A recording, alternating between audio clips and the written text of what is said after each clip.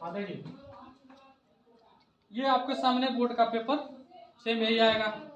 ठीक है, बोर्ड से कभी घबराया नहीं जाता है। अगर घबरा जाओगे ना किसी भी युद्ध से पहले तो युद्ध में हार जाओगे, और जब हिम्मत रहेगा तो जीत जाओगे। ठीक है, देखिए इसमें आपको क्या करना है, कई लोग समझ लेते हैं जो बिल्कुल पढ़े नहीं है, जान जाते हैं कि क्वेश्चन है। क्वेश्चन नहीं है, ये इंट्रोडक्शन है। ऊपर देखिए एक नोट दिया है, नोट में दिया है कि first 15 minutes are allowed for the candidates to read the question paper. कह रहा है कि जो पहले के 15 मिनट दिए गए हैं वह जो है आपको क्वेश्चन पेपर पढ़ने के लिए दिए गए हैं। पहले 3 घंटा का समय मिलता था, अब 3.5 घंटा 15 मिनट का समय मिलता है। आपको 15 मिनट का समय जो है क्वेश्चन पेपर पढ़ने के लिए मिलता है। तो इसका मतलब ये नहीं कि आप जिसमें आपको सुविधा लगे, मन करे तो पढ़ लीजिएगा बढ़िया से, तो ज़्यादा समझ में आ जाएगा क्वेश्चन। ठीक है, तो ज़्यादा समझ में आएगा तो उसमें से मान लीजिए जो याद रहता है उसको पहले लिखने के लिए बहुत लोग ऐसा कहते हैं कि जो याद रहे उसको पहले पेज पे लिख देना, लेकिन ऐसा नहीं है। कोशिश करिए कि आप नंबर वाइज ही क्वेश्चन लिखिए। ठीक ना, जैसे प्रश्न नंबर 1 पहले है तो पहले लिख दीजिएगा, प्रश्न नंबर 2 उसके बाद है तो लिख दीजिएगा, 3 है तो 3 लिख दीजिएगा। इस तरह से जैसे क्रम से लिखेंगे तो ज़्यादा बेहतर रहता है। ठीक है, अब देखिए इंट्रोडक्शन दिया ना, ऐसे पेपर सेम आएगा। इसमें दिया है कि this question paper is divided into 4 section ABCD। Section मैंने क्या होता है, भाग विभाग। अब इसमें देखिए यह क्वेश्चन पेपर 4 भागों में बटा हुआ है।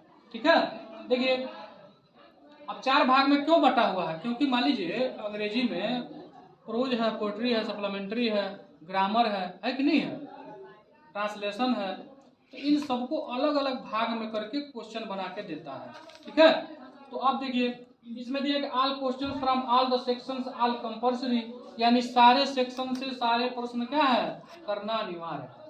उसका देखिए marks are indicated against each question, कह कि हर प्रश्न के आगे जो है मार्क इंडिकेट कर दिए गए हैं, मार्क लिख दिए गए हैं। आपके प्रश्न के आगे देखिए इसमें मार्क भी लिखा हुआ है, देख रहा ना, 3 नंबर का, 2 नंबर का, 4 नंबर का, ऐसे लिखा हुआ होता है। ये पता है कि नहीं पता है? आप read the questions very carefully before you start answering. एक निर्देश ये है, कह रहा है कि प्रश्नों को उत्तर देने से पहले बहुत सावधानी से पढ़िए। ठीक है, ये आपका इंस्ट्रक्शन है, ये क्वेश्चन नहीं है। ठीक है, इसमें ध्यान देना। तुम लोग आएगा तो पहले पेज पे मत जान जाना का ये क्वेश्चन है, अब ऐसे क्या किए उत्तर मार के लिखना शुरू कर दिए, गड़बड़ हो जाएगा। ठीक है, ये क्वेश्चन नहीं है। क्वेश्चन देखिए शुरू होगा यहाँ से, जहाँ सेक्शन लिखा हुआ है। देखिए यहाँ लिखा हुआ ना सेक्शन A। हाँ, ये पिछले साल का पेपर है, लेकिन मॉडल तो सब यही है, इस साल भी ऐसा ही आएगा, कोई चेंजिंग नहीं है। हो सकता है पेपर का कलर वगैरह बदल जाए, पीला दे दे या थोड़ा सा ब्लू करके दे दे, कलर वगैरह बदल सकता है, लेकिन पेपर तो सेम ऐसा ही आता है। जो पेपर का स्ट्रक्चर है सेम ऐसा आता है। तो सेक्शन ए में देखिए रीडिंग, इसमें आपको देखिए दिया है read the following passage carefully and answer the questions given below it. ठीक है, यहाँ पे आपको एक पैसेज दिया है। ठीक है, और नीचे कुछ प्रश्न दिए हैं, इन प्रश्नों का उत्तर आपको लिखना है। यहाँ पे पैसेज देखिए दिया, मैं पढ़ के बता देता हूँ। यह कि man was kept in jail without any fault, एक व्यक्ति को बिना किसी गलती के जेल में डाल दिया गया। When the king visited the jail, जब राजा ने जेल को विजिट किया, जब राजा जेल को देखने गया, he told him that he was innocent, तो उसने उसे बताया कि मैं इनोसेंट हूँ। इनोसेंट माने होता है निर्दोष।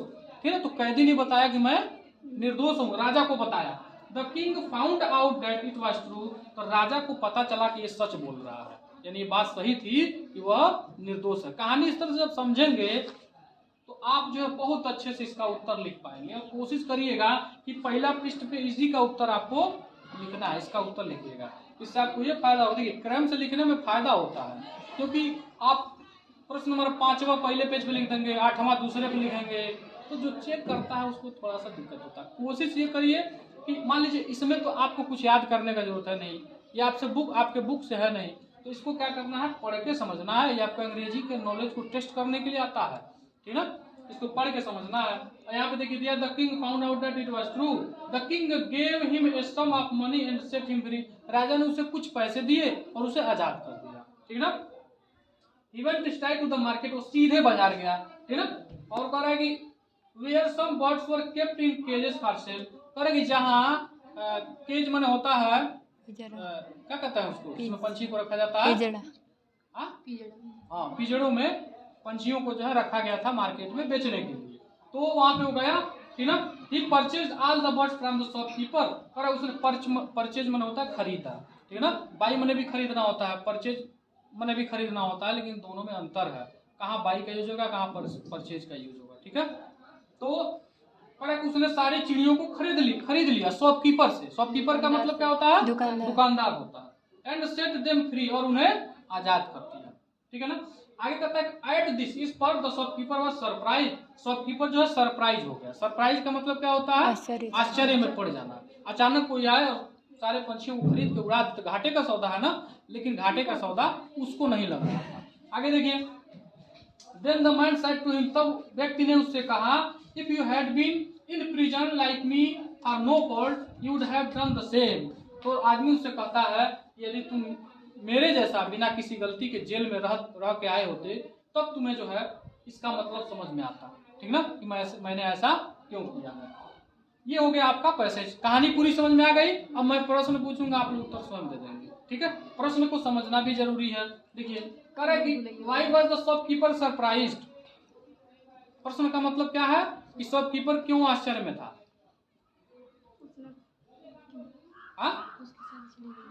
क्योंकि वह व्यक्ति जो जेल से आया था, उसने उसके सारे पंछियों को जो है खरीद कर और उन्हें आजाद कर दिया, उड़ा दिया, इसीलिए ना वो था।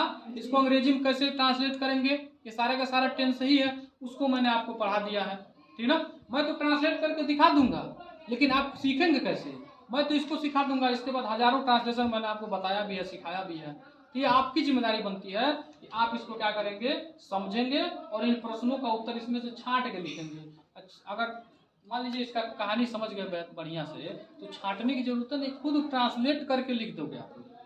और ट्रांसलेट करके लिखना बहुत बड़ा बात नहीं है, छोटी बात है। बस थोड़ा सा मीनिंग पावर मजबूत होना चाहिए, ग्रामर मजबूत होना चाहिए। इतना आप लोगों ने लिखा है, इतना ग्रामर आप लोगों ने पढ़ा है, 10 का जितना भी ग्रामर है लगभग मैंने पढ़ा ही दिया है, 10 के लेवल तक जितना ग्रामर आता है। तो बताइए, उसमें से आप लोग मीनिंग पावर मजबूत नहीं किए, उस समय से ग्रामर आप लोग घर पे दोहराए नहीं, ठीक है ना। जब दोहराएंगे नहीं, जब उसको दिमाग में बिठाएंगे नहीं, तो आपको आएगा नहीं। बच्चे कहते हैं कि इतना सारा विषय हम कैसे याद करें। तो ये बताइए, आप लोगों का नाप जो कई गवर्नमेंट ने उतना विषय अलॉट किया है, इतना विषय आपको पढ़ना है, क्योंकि इस उम्र के बच्चे इतना संभाल सकते हैं। आप पढ़ते हैं नहीं साल भर, आप खुद ईमानदारी से मन में सोचिए, आप नहीं पढ़ते हैं।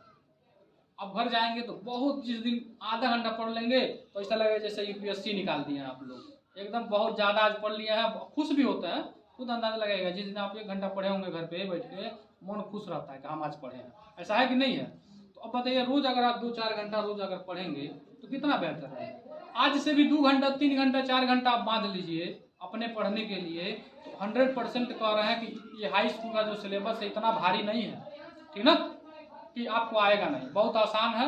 बस टीचरों की मदद लीजिए, जो टॉपिक समझ में ना है उसको पूछिए। लेकिन आप मदद कैसे लेंगे, कभी कोई प्रश्न हमसे पूछा है कि सर ये फंस गया, थोड़ा बताइएगा, इससे हमको ही पता चलेगा कि हाँ पढ़ाई कर रहा है तभी फंसा है।